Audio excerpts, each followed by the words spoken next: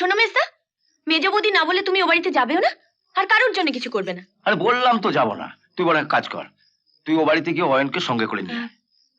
না না না, মেজ বৌদি না বলে আমি কিছুতেই যাবো না। সে তো বটে, তুই আমার কথা বলে শোনো।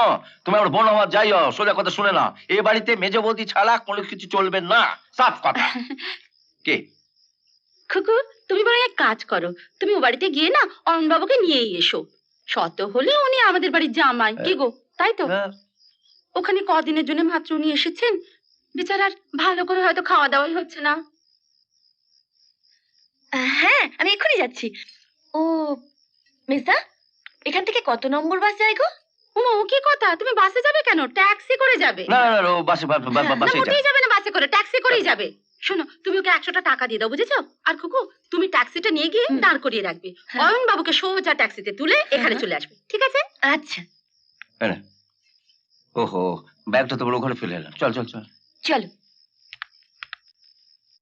বাই। সব মনে আছে তো?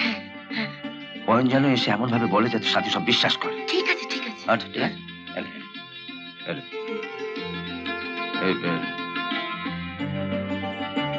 এখানে 3000 টাকা আছে। আচ্ছা।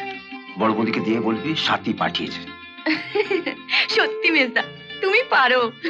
থাক থাক থাক থাক থাক থাক থাক।